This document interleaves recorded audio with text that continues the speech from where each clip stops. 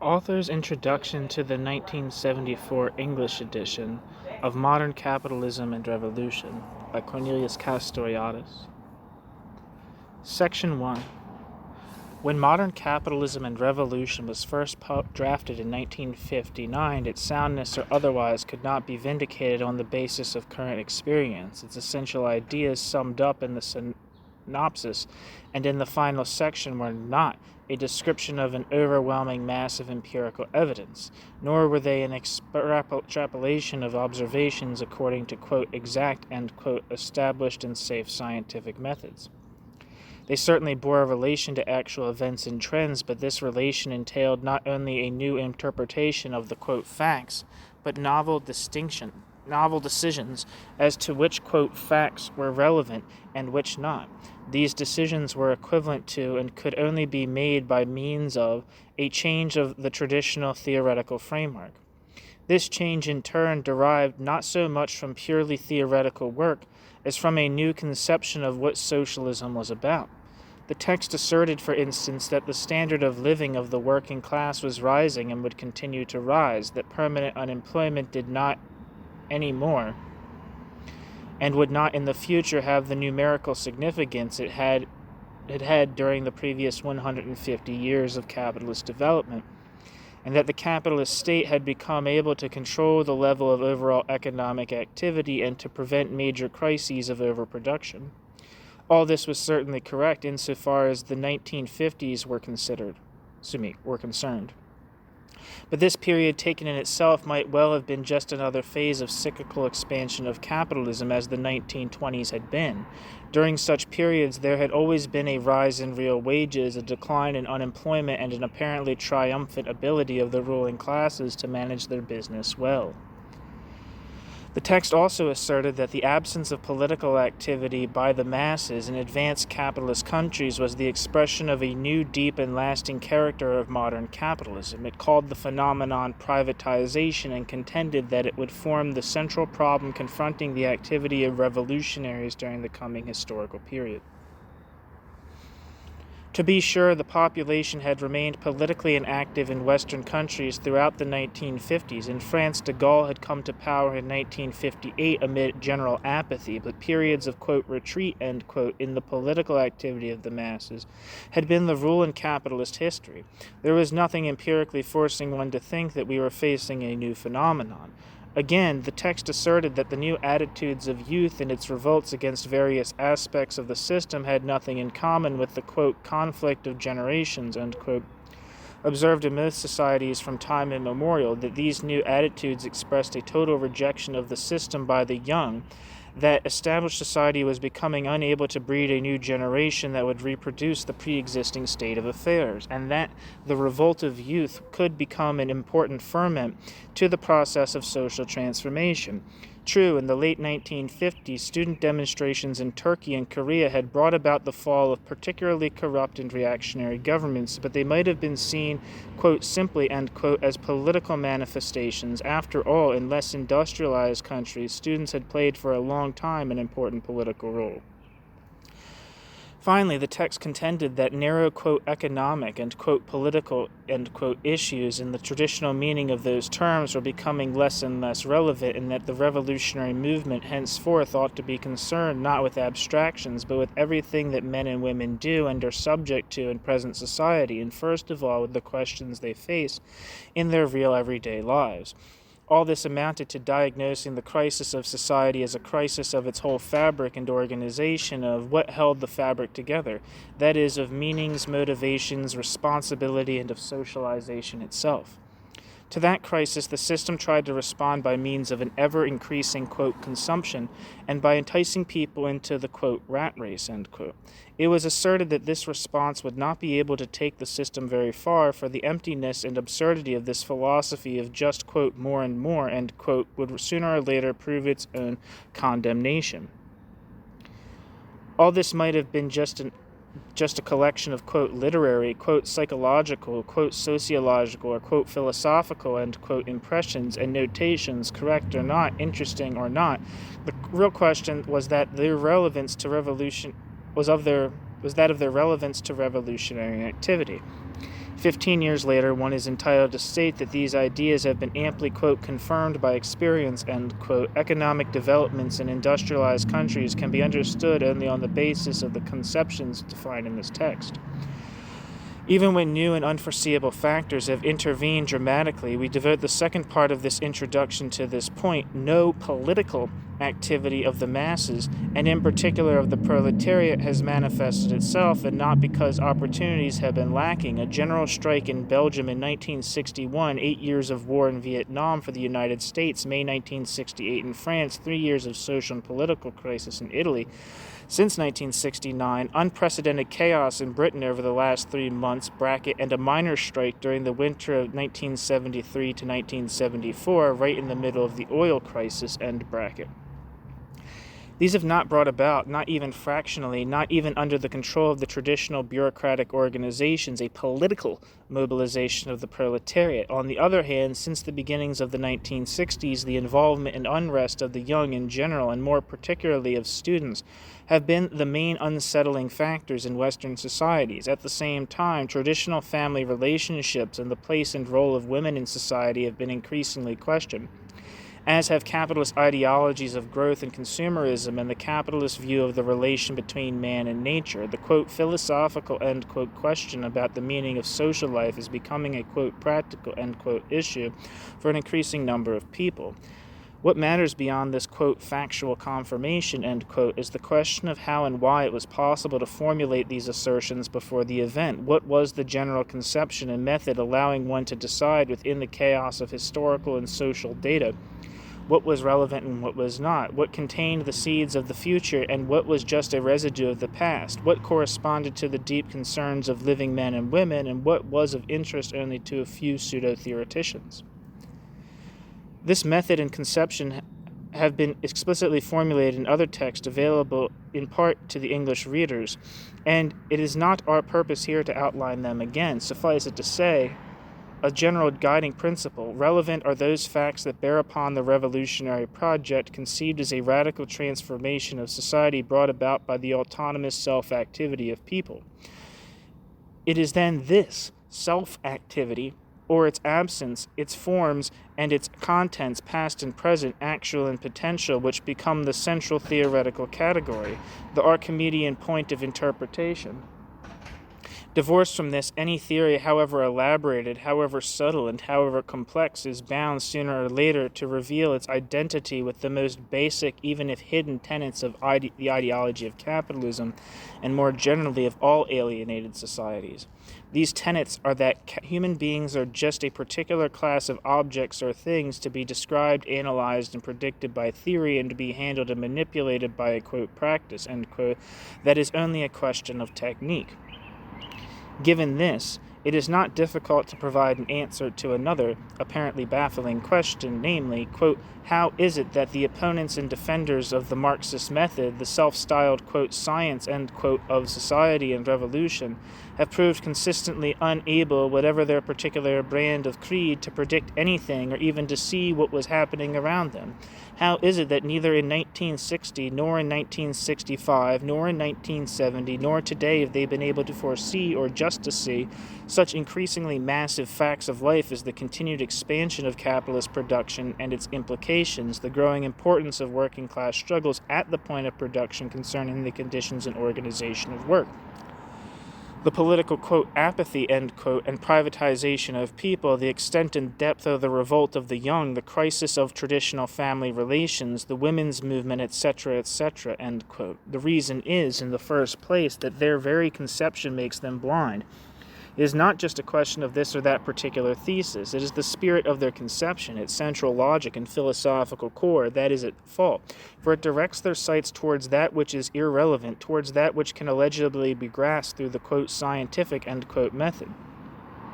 Let us add that, quote, scientific method, end quote, is here a misnomer. A scientific attitude cannot just proceed while ignoring what is happening to its object. Marx, who certainly was not an empiricist, never stopped trying to relate his thinking to the economic, political, and cultural developments of his epoch, but this is not enough. When a theory is disproved by facts or has to face facts it did not and could not predict or which it cannot interpret, it is well known that it can always be rescued through resort to additional hypotheses, provided the sum total of these hypotheses remain logically consistent. This might work up to a point, but beyond that, the heaping of hypotheses upon hypotheses is nearly always a sign that a theory is dead. The most famous example in the history of science is that of the epicycles, of the quote epicycles, end quote. During several centuries, astronomers attempted to make the observed movements of the planets fit in with the view that the Earth was the center of the universe, the so-called geocentric system. In today's scientific parlance, to say of a conception that it has reached the epicycles phase is to say that it no longer holds water.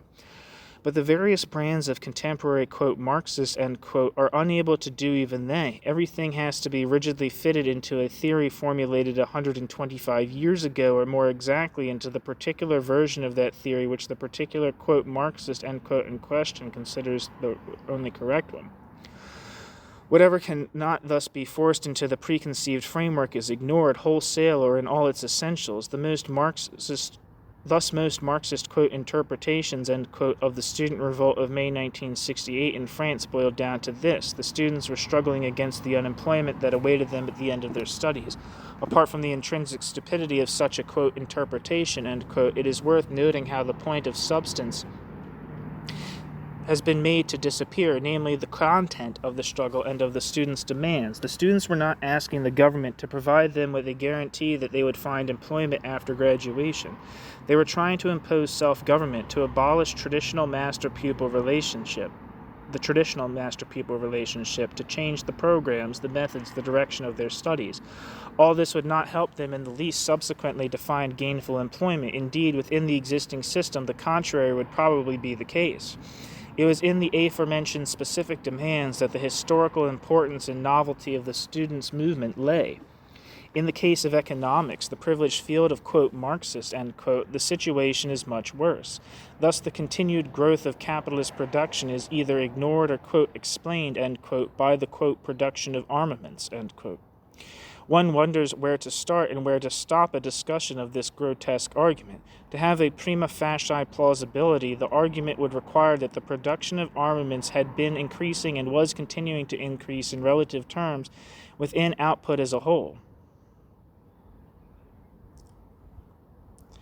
In fact, over the last quarter of a century, and for the industrialized world as a whole, the contrary is true. Relative terms are, of course, the only significant terms in considering an expanding whole.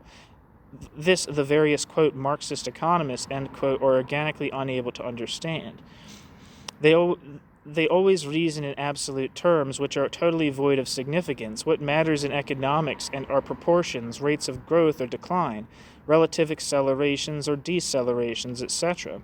What would you think of a physician who, examining an adolescent, would say, quote, he is seriously ill, his arms have lengthened by 3 inches over the last 6 years. It must be a case of acromegaly, acromegaly, end quote, and failed to notice that during the same period the adolescent as a whole had grown by nearly a foot. In the same vein, we are repeatedly told that, for instance, the U.S. military budget has increased by so many $1 billion this year, but never that it represents possibly a smaller proportion of the gross national product than 1 year previously. But a declining proportion of armaments expenditure ought to have increased by the hypothetical difficulties of capitalism. And what is Marxist political economy talking about? It is use values, or about, quote, is it about use values or about, quote, values and, quote, commodities? Are not armaments, quote, commodities? Does the fact that we dislike armaments make them any less a, quote, commodity, end quote? Are armaments produced out of thin air? Assume that their production is rising in either relative or absolute terms. Does this not entail a more or less pari passu increase in the output of steel, of electronics, of fuels, etc., and an output of consumer goods for the workers producing all this? A, quote, beautiful, end quote, and by no means untypical example of the logic of contemporary, quote, Marxist, end quote, can be found in recent attempts to vindicate the concept of a, quote, falling rate of profit, end quote, by pointing to the case of British capitalism over the last decade or so. Are there no other countries and no other periods? And by explaining this fall in the rate of profit by a rise in wages resulting from increased working class militancy. Let us grant the facts, the premise, and the reasoning, then how come they fail to see that this, if true, totally destroys Marx's economic theory? The basic postulate of the latter is that labor power is a commodity like any other, and that its, quote, value, end quote, apart from temporary fluctuations, cannot be changed through human action. It is not this or that inference, but the basic concept of the system that is ruined if you accept that the level of wages and therefore the rate of exploitation is determined by the class struggle, as indeed we asserted in this text 15 years ago. Second, for Marx, the rate of exploitation must rise under capitalism. This is a much clearer and much less ambiguous consequence of his system than the, quote, fall in the rate of profit, end quote. Marx has to explain, and thus attempts to do so in Volume 3, how it is possible for the rate of profit to fall despite a rising rate of exploitation, which of course in itself would tend to raise the mass of profits, and all other things being equal, the rate of profit as well. Today, Marx's defenders assert that the rate of profit is falling because of a falling rate of exploitation. Stop and admire. The general and typical attitude of a contemporary, quote, Marxist, end quote, in this and all other fields is the combination of a denial of reality with the assertion that tomorrow, and tomorrow there will of course be still further tomorrows, reality will at last correspond to what his theory predicts. This of course implies that today it does not. In other words, by and large, all contemporary, quote, Marxist, end quote, assert simultaneously, implicitly or explicitly, one, that it is untrue that output is growing, that real wages are increasing, that unemployment is showing no long-term tendency to rise. The deep depressions are absent, etc. And, two, that all of these statements are true, but will cease to be true tomorrow. What is important in this respect is to understand how and why this type of totally irrational and anti-scientific attitude masquerading as, quote, science, end quote, can prevail and still be so widespread among otherwise, quote, normal, end quote, human beings. This is an immense problem in itself and a problem of cardinal significance for revolutionary action, for if people determine their behavior on the basis of beliefs that, when stripped of an endless series of rationalizations and irrelevancies, boil down to, quote, I hold that P is true because I think that non-P is true, end quote, the question of how and why, by what process these people can ever learn from experience and become open to logical argument becomes an agonizing one.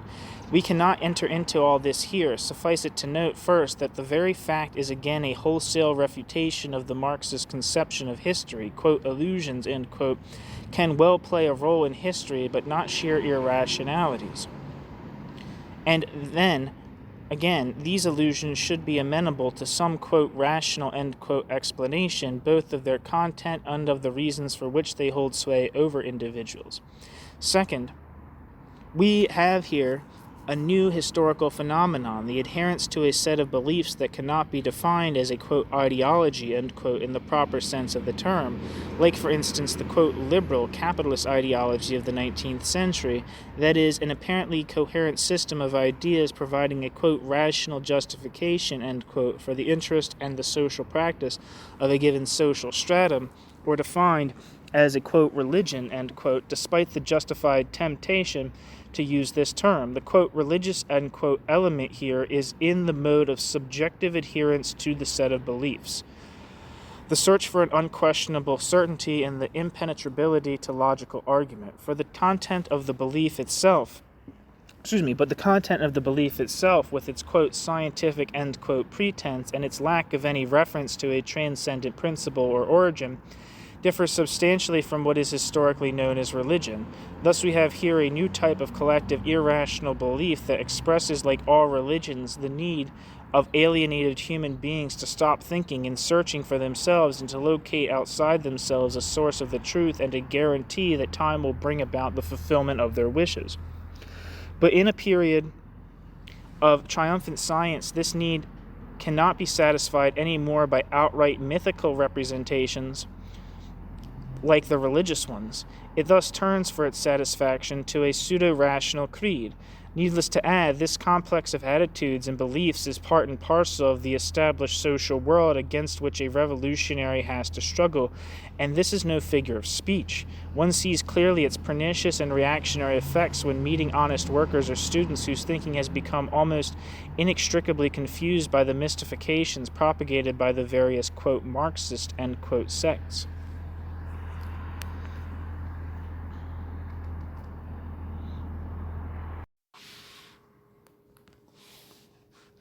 Section 2. It might be useful briefly to examine economic developments in the industrialized countries during the last 15 years, and especially during the most recent part of this period. And this for two main reasons. First, because in this particular field, the confusion created by traditional, quote, Marxist, end quote, is the greatest, and second, because recent developments clearly show not only that one is not lost amid economic events because one has repudiated the traditional concepts and methods of analysis, but on the contrary, that this repudiation is the necessary precondition for understanding what is going on. Capitalist growth during the 1960s. During most of the 60s, economic expansion in industrialized capitalist countries continued to proceed more or less smoothly along the lines analyzed in sections 4 and 5 of Modern Capitalism and Revolution.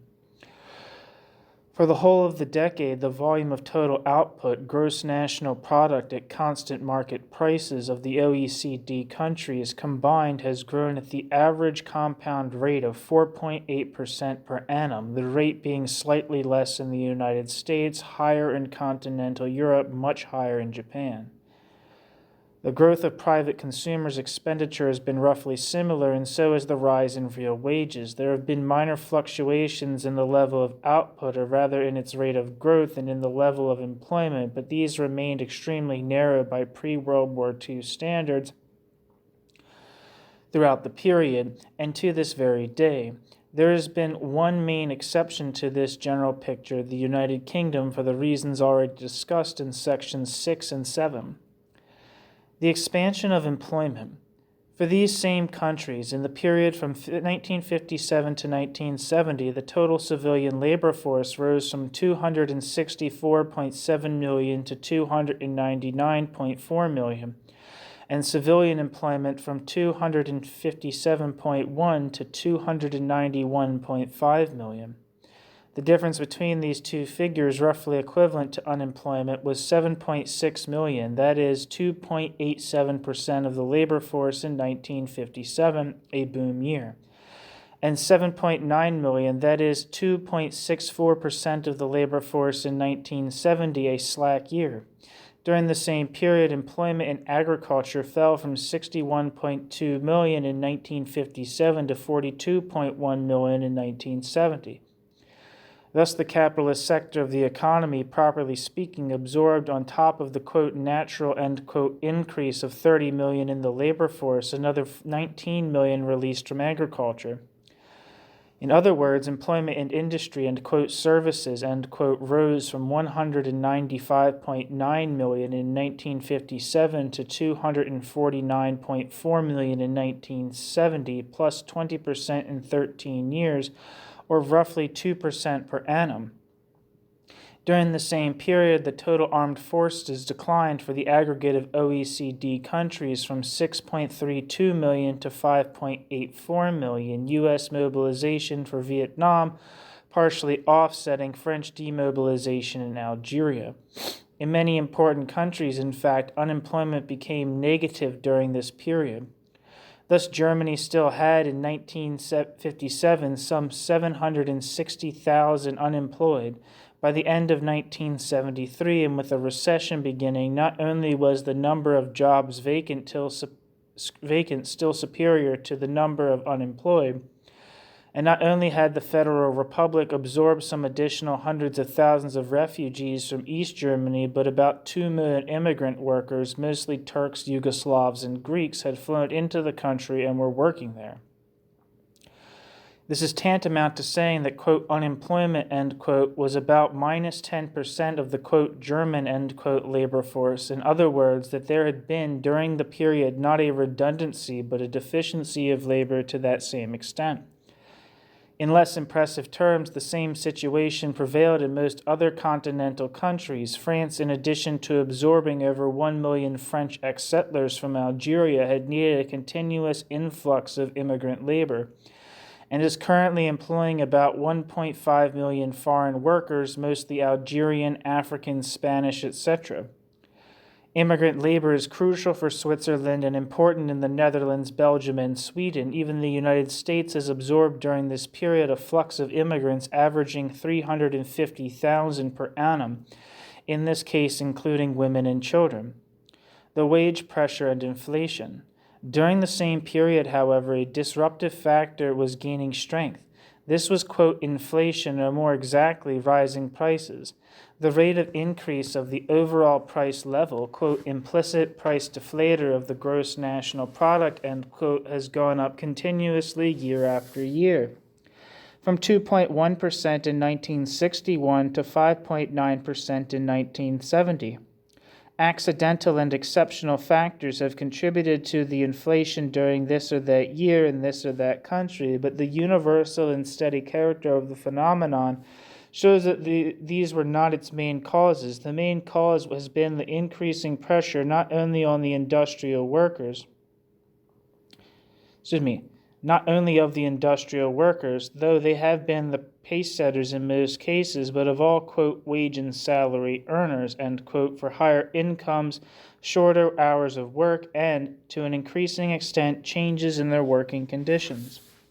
This pressure has at times taken a more or less explosive form, for instance, the long general strike in France in May-June 1968, or the, quote, rampant May, end quote, in Italy that lasted for almost 3 years starting in 1969. This pressure was and still is continuously present in all industrialized countries. Capitalist policies regarding inflation. In the prevailing conditions of fairly full employment and a buoyant overall demand, individual capitalist firms have virtually no motives, and this within quite wide limits, to resist these pressures. Increased nominal wage costs are easily compensated by higher sales prices. Profit margins are thus preserved, and the value of the firm's liabilities to banks and bond holders in terms of the market value of the firm's product is reduced. Neither can these pressures be effectively resisted by the capitalist governments in their role as representatives of the, quote, general interest, end quote, of the system. Failure of, quote, demand management, end quote, policies. For a long period, capitalist governments have tried to reduce the speed of wage and price rises through general, quote, demand management, end quote, policies. The profound idea behind this is that if you manage to engineer a bigger degree of unemployment, worker militancy will be reduced pro tanto through fear of unemployment, and so will wage increases.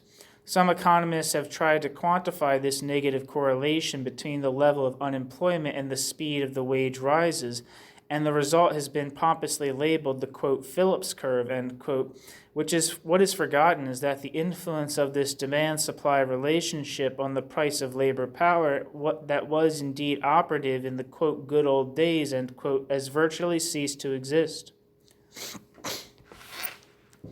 As events have shown, the employee's pressure for higher income does not lessen, or lessens only very marginally, when unemployment rises within feasible limits. On paper, that is, if one extrapolated the, quote, curves, end quote, working class pressure might lessen if one were able to push unemployment to fantastic proportions, say to 10 or 20% of the labor force. But no capitalist government is foolish enough to try this, for they know that their system would instantly explode. In other words, the decisive factor here is a secular change in the behavior of wage and salary earners who have come to consider as granted an increase in their real incomes year in, year out, who are not deterred from this by the usual fluctuations in demand and employment, and who would certainly no longer tolerate massive unemployment. The clearest result of all the econometric work done over the last 15 years concerning the relation between unemployment and the rate of rise in wages is that even when unemployment is pushed up to a point corresponding to a zero real growth of output, there is still a residual and non-negligible rise in nominal wages. This means that policies tending to push up unemployment with a view to lessening the pressure on wages not only are not a cure from the capitalist point of view, but they make things worse. For in this case, the rise in wages is still there without the offsetting factor that would otherwise come from the growth in output and the increase in productivity per man-hour worked. British governments, both Tory and Labour, have a bitter experience of this. Failure of, quote, incomes policies, end quote.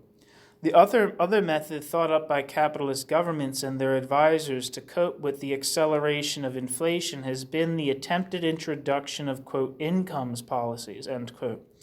Attempts that in virtually all cases have been ended in ludicrous failures. The basic reason for this is, of course, that incomes policies beg the question, for they could only work if the workers were willing to accept that their incomes be fixed by somebody else. But if such were the case, there would have been no need for an incomes policy to begin with.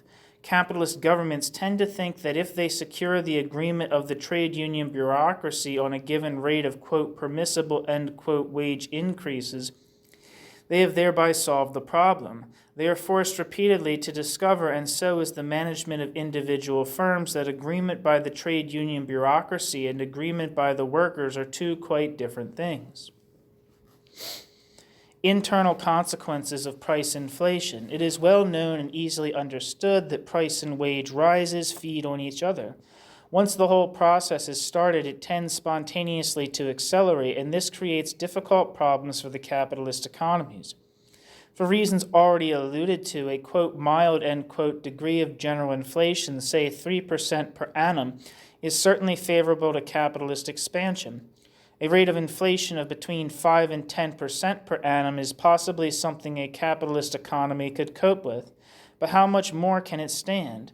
There is certainly a point, though we cannot determine it in advance, beyond which a monetary economy could not function normally, for money would then cease to be a means of storing value or even a standard for economic calculation. Internal consequences of price inflation. Moreover, the process creates imbalances between different capitalist countries or accentuates existing ones. The rate of inflation is more certain to differ as between countries depending on the strength of the pressure exerted by wage and salary earners and on various national characteristics such as the relative degree of imbecility of the respective governments. Thus, the relative position of different countries in relation to international trade and payments will be affected in different measure. Some countries find that they are priced out of international markets or that their currency is the object of periodic, quote, crises of confidence, end quote.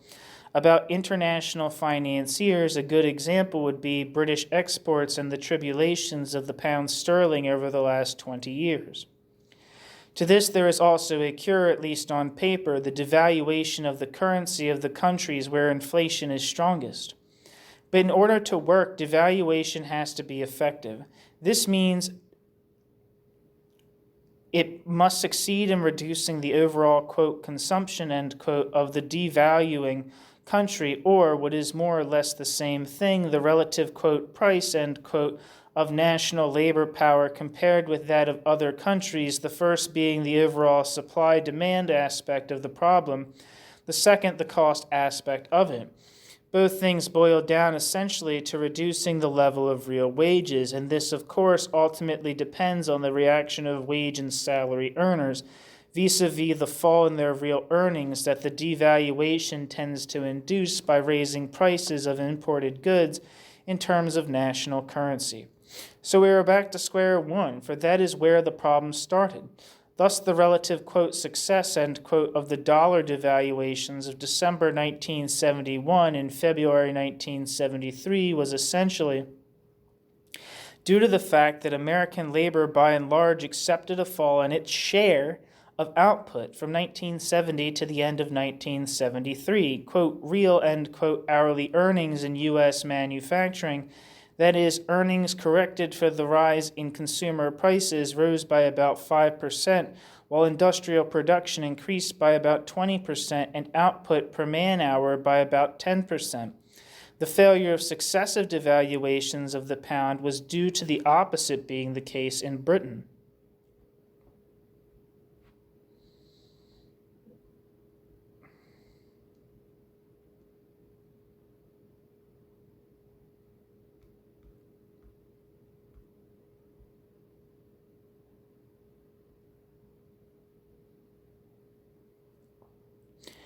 A digression on, quote, expectations, end quote. A somewhat long digression is necessary here on top of the, quote, real, end quote, factors discussed up to now. So-called psychological factors play a very important role in all economic matters, and particularly in matters of prices and foreign currency values. These factors introduce an additional element of unpredictability and irrationality, and their action tends to amplify disequilibrium as often as not. By the way, the term, quote, psychology, end quote, used by academic economists in this respect is quite misleading. The substance of the matter is, of course, that nobody can ever act either in economic affairs or in any other without a view about future events and situations he thinks may be relevant and have a bearing upon the outcome of his acts. These views are not and never can be a simple, faithful, and adequate repetition or extrapolation of past experience. If they were, they would be even more, quote, wrong than they usually are. Views about the future play a decisive role in decisions made today. They therefore help to shape the future. This, of course, does not by any means imply that the future will in fact correspond to the view held about it. The effect of a number of people strongly sharing a given view about the future event may be sufficient to bring it about. As when everybody thinks that the international value of the dollar will fall, so sells dollars, thereby making it fall, or to provoke the opposite effect, is when many firms think that production of a given item is going to be extremely profitable in the future, and acting accordingly provoke an oversupply of the item in question and losses for themselves. No decision whatsoever about investments, for instance, can ever be made without very strong views being adopted ipso facto about a future extending over a number of years. Once the decision is made and implemented, these views become embodied in lasting changes in the, quote, real world, end quote.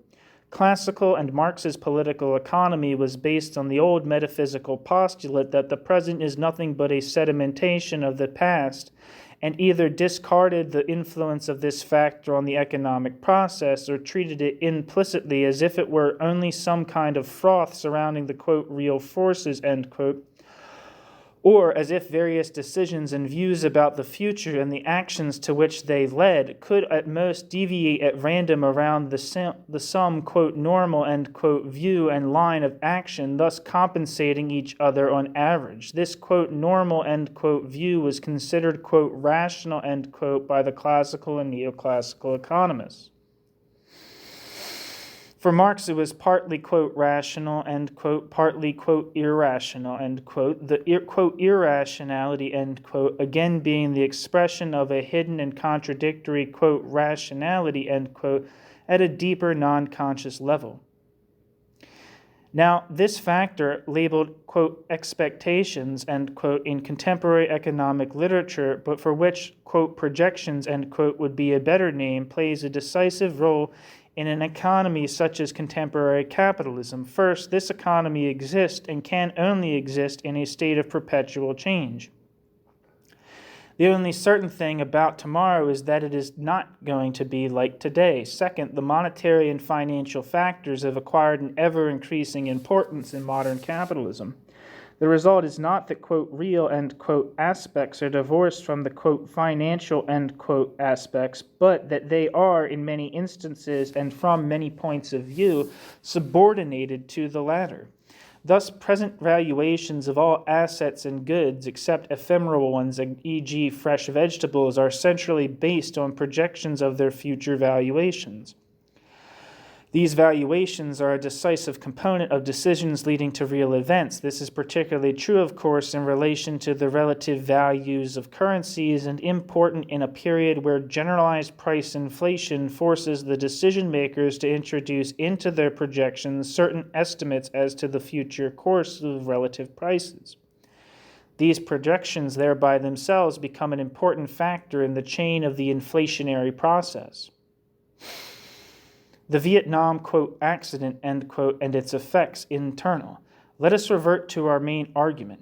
The principal characteristic of advanced capitalist economies during the 1960s was a generalization and acceleration of price inflation, resulting first and foremost from the pressure for higher wages and salaries.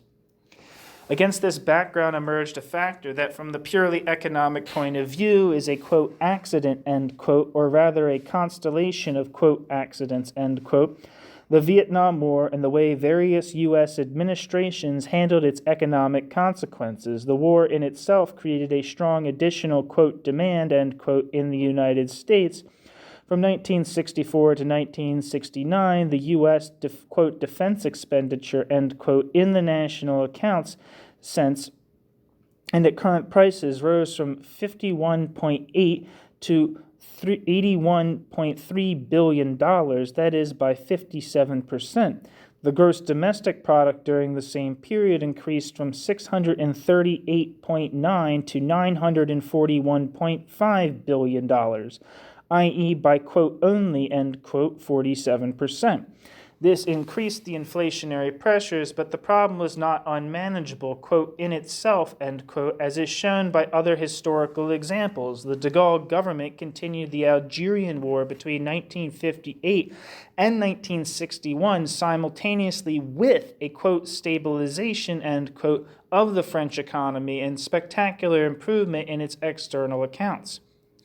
That the problem is manageable is also shown by the size of the figures involved. Nothing miraculous is required to, quote, make room, end quote, for $30 billion in additional expenditure on one item during a period when total available resources are increasing by $300 billion. The problem was totally, quote, mismanaged, end quote, by the Johnson administration because of essentially political reasons, the persistence of self-delusions about a quick victory in Vietnam, and the reluctance to take unpopular taxation measures in the face of mounting internal opposition to the war. And international.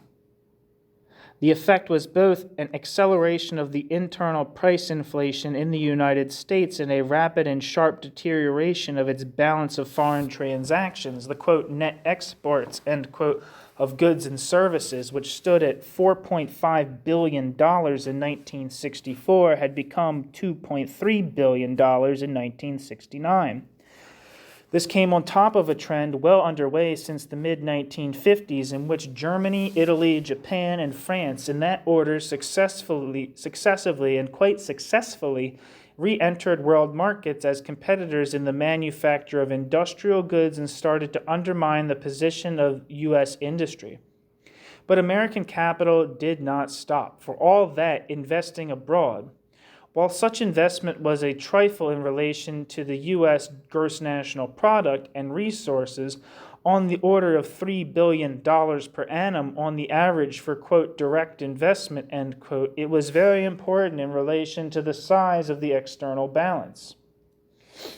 Now, if country A has, in a given year, a trade surplus over country B for $1 billion, It can either pay in some acceptable form, gold, currencies, etc., or it can purchase assets in country B, land, buildings, mines, factories. But if country A has a deficit against country B, and on top of that purchases assets in country B, how can it pay for the total?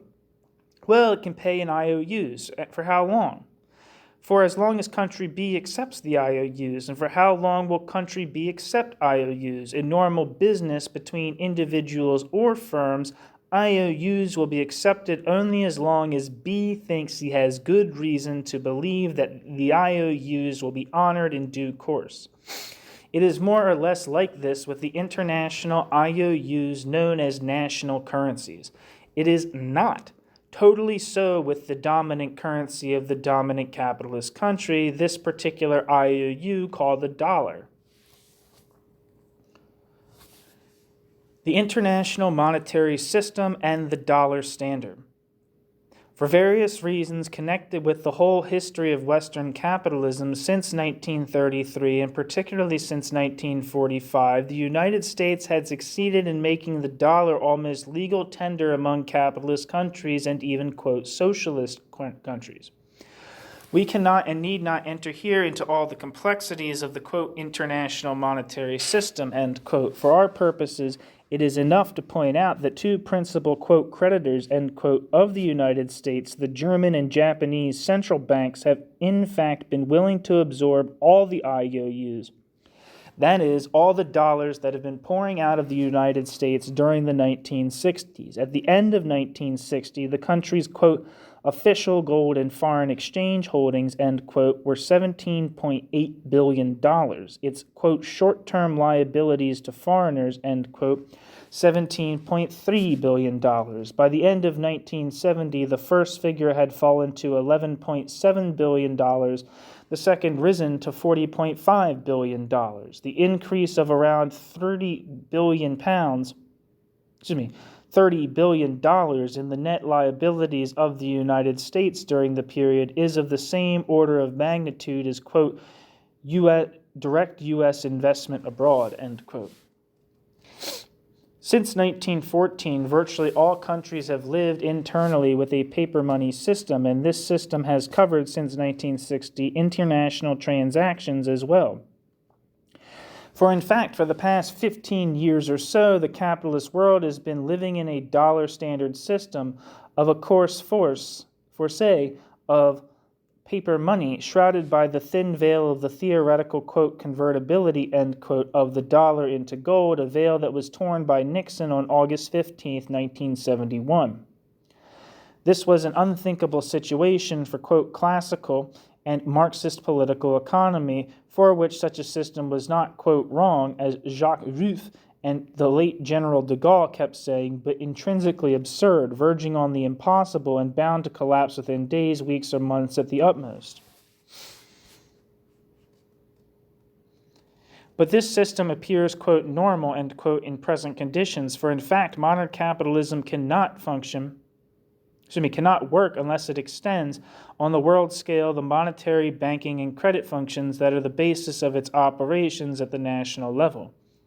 This creates particular problems for which there is neither a, quote, natural, end quote, solution, with gold playing the role of, quote, universal money, end quote, as Marx thought, nor an easy and immediate institutional solution.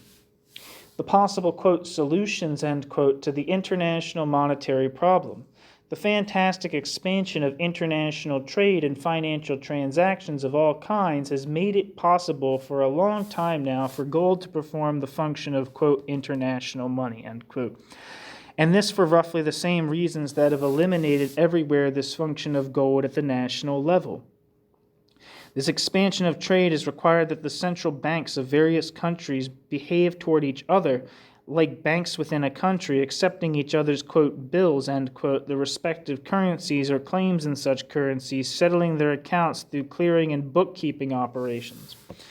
Through a process similar to that which imposes a single actual, quote, money, end quote, within a given country, even before the law defines a single type of, quote, legal tender, end quote, One of the currencies involved comes to play the role first of the universal instrument of payments and of a standard for prices, and subsequently even that of a means of storing value, holding, quote, liquid, end quote, or quasi-liquid assets in a form that is readily usable in the international commodity and financial markets. For obvious reasons, this currency will be that of the country that is, quote, dominant, end quote, in international trade and finance, the pound sterling up to the First World War, the dollar since the 1930s. But contrary to what is the case within a single country, where the bills of one bank, the central bank, become, quote, legal tender, end quote, their acceptance being enforced by law, quote, independent, end quote, countries cannot be forced to accept a foreign currency against their will. Thus, final net balances between countries over a given period may have to be settled through transfers of a universally accepted asset. Up to recent years, gold has retained this function along with the dollar. But not only is gold not money any longer, for instance, gold is not and cannot be the, quote, standard of prices, end quote. Gold cannot even properly perform the function of a final means of settlement, as the events of the last 15 years have shown. There are various reasons for this that we do not need to discuss in detail here. Suffice it to mention the main one. In the prevailing social and political climate, no capitalist country is likely to agree to subordinate its economic policies, that is, its rate of expansion and its level of demands and employment, to the necessity of settling in gold the balance of its external transactions. It will prefer to alter as frequently as necessary its exchange rate. Once this starts being done systematically, that is, once the fetishism attached to the, quote, value of the national currency, end quote, is overcome, the, quote, international, end quote, function of gold becomes redundant. On paper, it is not difficult to, quote, solve, end quote, the international money problem. A world central bank could be established to perform the role a central bank performs at the national level, regulating the activities of and extending credit under specific conditions to the various national central banks. But obviously this would be impossible without a world political authority. It would imply that the various capitalist governments had abandoned a substantial part of their economic independence. Such an authority can be established, quote, amicably, given the strife and scramble among individual capitalist countries. The fate of the International Monetary Fund proved this, if proof were needed. A world central bank might be imposed by the dominant power as long as there was an undisputed dominant power. Indeed, the International Monetary Fund, insofar as it played any effective role at all, was a mere instrument of the U.S. Federal Reserve System up to the end of the 60s. The Russians have found things much easier within the area of their political domination. The decline in relative economic and political power of the United States in recent years, and in particular, the strong deterioration of its external balance, has made it impossible for the United States to continue, let alone to strengthen its activities as, quote, regulator in the last resort, end quote. The remaining possibility is that of a more or less, quote, autonomous, end quote, regulating mechanism, such as the one provided by frequent changes in the relative international, quote, values, end quote, of currencies. At the limit, this becomes a system of, quote, generalized floating rates, end quote. This has its own irrationalities and problems, in particular countries for which the float leads to a continuous devaluation of their currency may have to face the internal problems discussed earlier in connection with straightforward devaluation, though, as some international experts noted last year, critics of the system seem to forget that there are not many alternatives. The currently prevailing situation, a halfway house between the, quote, generalized float, end quote, the dollar standard, and lingering residues of the traditional role of gold, contains even more unsettling elements.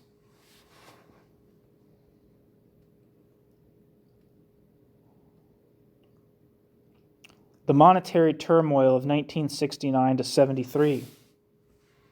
Among these unsettling elements, let us only mention the decisive role of, quote, expectations, end quote, or projections concerning future values of currencies, and therefore also of international values of commodities and assets. These can exert an extremely destabilizing influence. This factor was already central to the sequence of events that led to the indefinite, quote, suspension, end quote, of the convertibility of the dollar in August 1971 and to its devaluations in December 1971 and February 1973. It had already contributed to the misfortunes of the pound sterling for many years, as long as there was, quote, confidence, end quote, in the dollar. Not only central banks, but also private banks, multinational corporations, etc., have for years been piling up dollars, holding their liquid assets in the form of dollars or short-term dollar claims.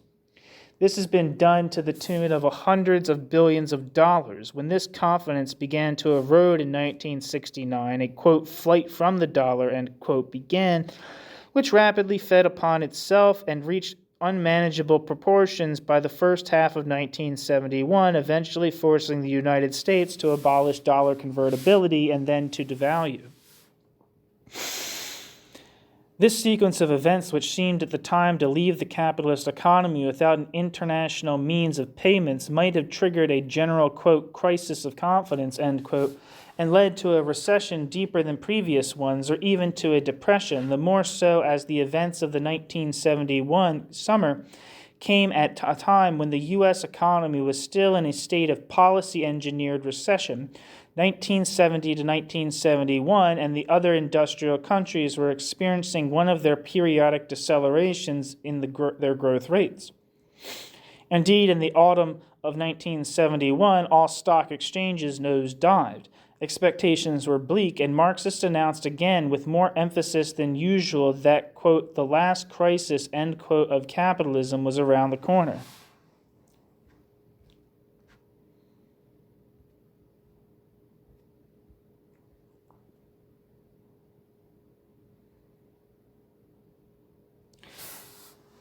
And the 1972 to 73 boom.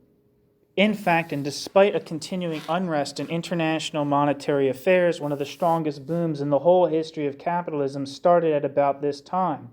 The rate of growth of the gross national product for all OECD countries combined rose from 3.5% in 1971 to almost 6% in 1972 and to more than 7% in 1973.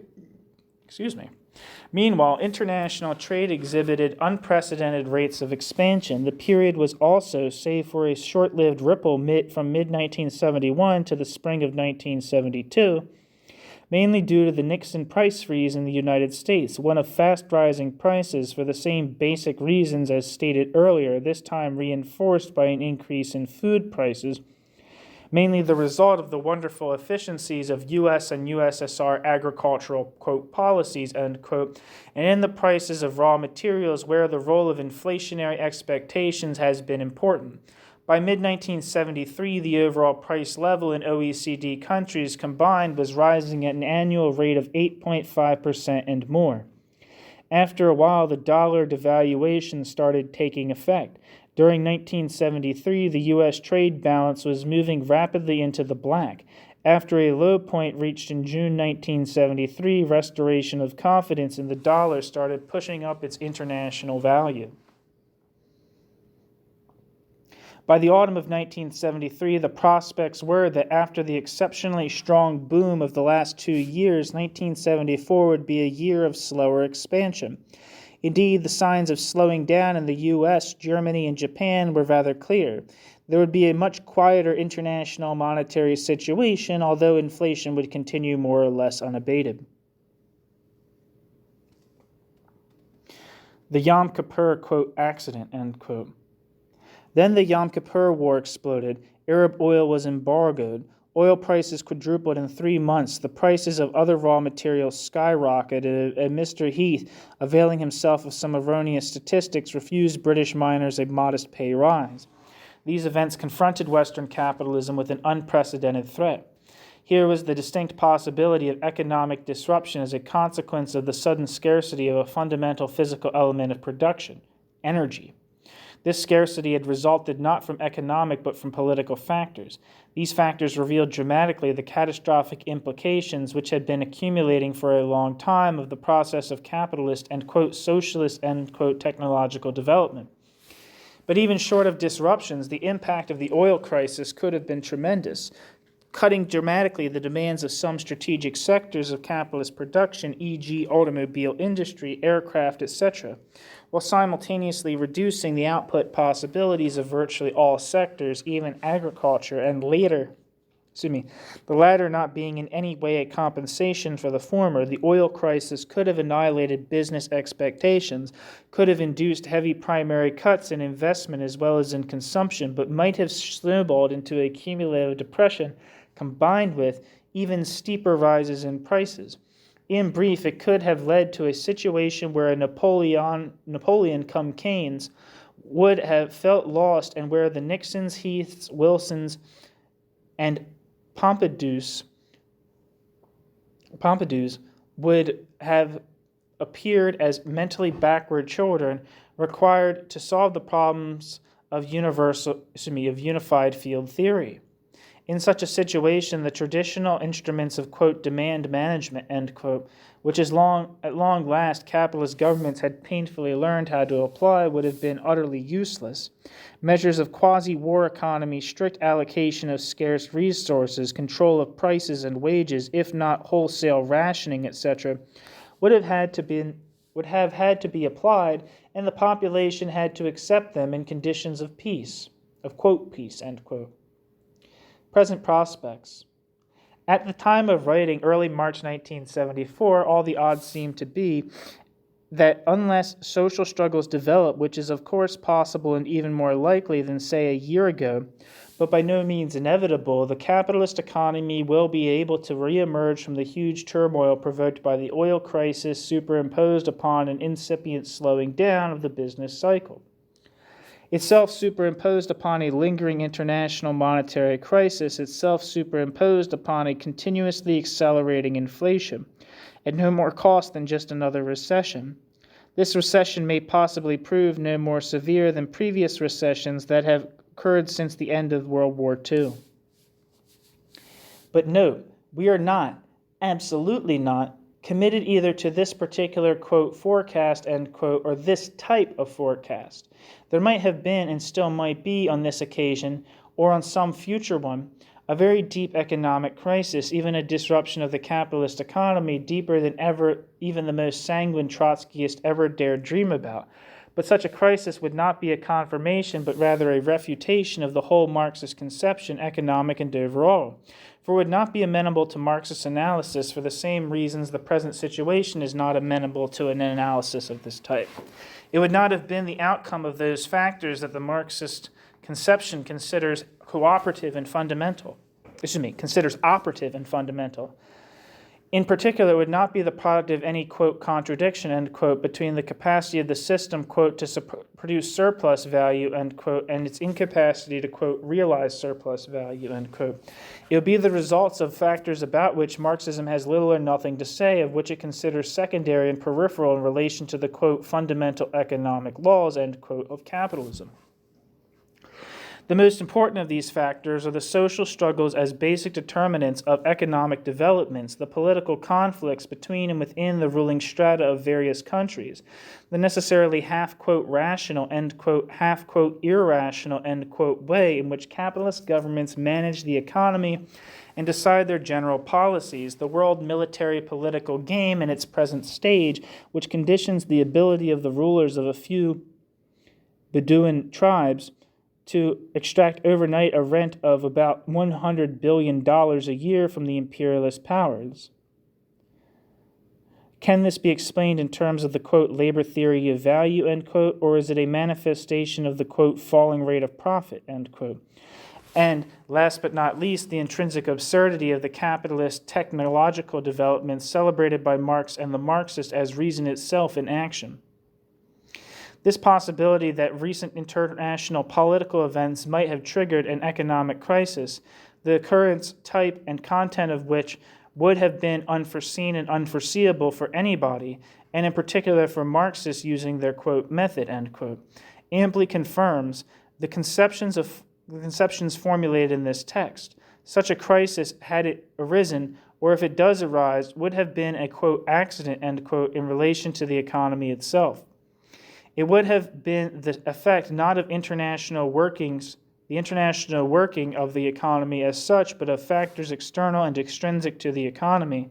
And this is, since Aristotle, the very definition of an accident. We have stated, section 6, that, quote, if each particular crisis may appear to be an accident in contemporary society, the existence of such, quote, if each particular crisis may appear to be an accident in contemporary society, the existence of such accidents and their periodic recurrence are absolutely inevitable, end quote. For this society is fundamentally irrational. And this entails that there is not a single straight, beautiful, and thus finally rational, quote, dynamics of its contradictions, end quote. This may drive to despair those who thought they had found in 3 elementary economic formulas the key to the secrets of human history. But these people, whatever they may label themselves, have never understood what the revolution is about. For revolutionaries, one central point must be grasped to understand how the system works. The struggle of human beings against their alienation and the ensuing conflict and split in all spheres, aspects, and moments of social life. As long as this struggle is there, the ruling strata will continue to be unable to organize their system coherently, and society will lurch forward from one accident to another. These are the conditions for a revolutionary activity in the present epoch, and they are amply sufficient. March 17th, 1974.